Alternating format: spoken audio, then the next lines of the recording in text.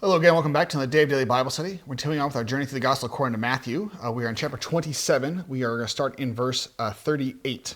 Before we get to that, though, let's pray. Loving God, we reflected in previous days and previous times together about sometimes we behave not just inappropriately, but we go out of our way to be cruel. We go out of our way to add sadistic irony. Lord, forgive us when we do those things. Redeem us. Help us to repent of those ways.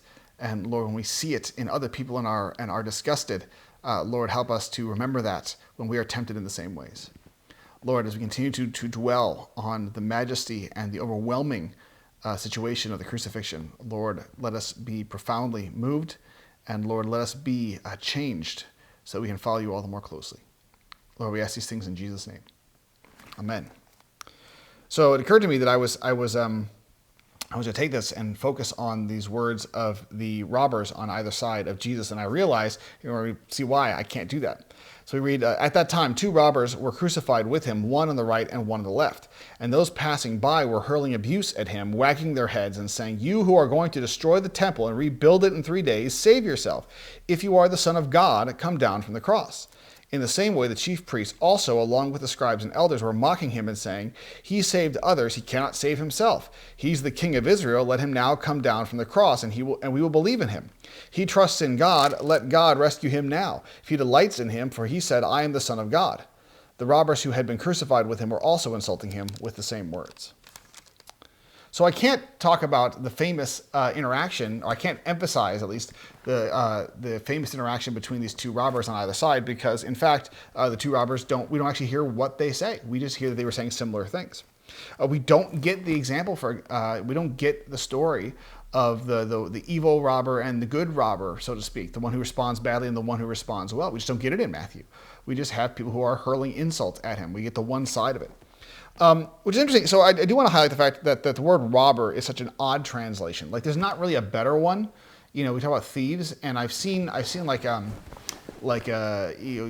youth dramas put together where it talks about people who have been crucified for being thieves in the usual sense, and that they stole food. I remember seeing one thing once where it was talking about basically the 2 robbers were lamenting to each other before the crucifixion that they were being punished for like stealing bread just to survive or something, which really makes their situation very noble. So it's one of those things where there's a series of movies called Decalogue, and in one of them that was about essentially the death penalty, and the guy gives there's a lawyer who gives a passionate speech against the death penalty and calls it ineffective and all these different things. But what's fascinating about it is, in the hands of a lesser filmmaker, the story would be, here's this person who very clearly does not deserve the death penalty, and this is why it's showing it's a miscarriage of justice. Now, in this short movie, it makes it very clear that this guy is absolutely guilty of all the things that he's accused of, that he's absolutely an agent of chaos and destruction, and it's just fascinating that they pair those 2 things together. At least it raises different kinds of questions. But so again, we can portray the robbers as being very noble or less noble. But in any case, the word robber is a little bit misleading because it makes it sound like they're trying to steal things in the traditional sense. Perhaps a better, the only term that I've heard that would do a better job maybe of translating is bandit.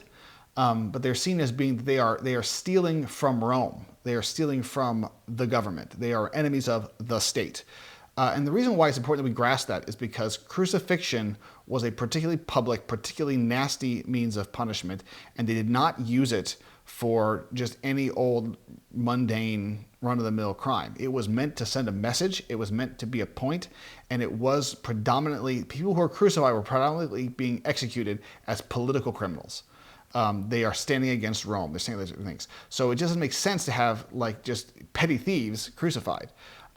Because also you got to remember that the Romans were really big on law and order, that they really were big on they would have harsh punishments by our standards today, but they really did have a sense of proportionality. They really didn't want to just kill everybody for any reason. They really didn't necessarily want to, they were seen as an oppressive force, but they really were not in the business of just trying to stomp out, every little infraction. And so it's important to realize the fact that these people who are on either side of Jesus are bandits. They are also seen as political criminals, also seen as revolutionaries who need to be put to death.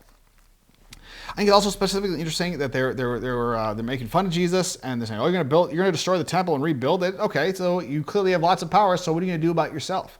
It makes a comment about all these questions about can you save, can you save, can you save, and there's a part of the level that says your name is Jesus. Your name is God will save. So let's see it. Let's see God save. Your very nature, your very name is based on this very idea that God's going to save. Is God going to save you? Doesn't look like it.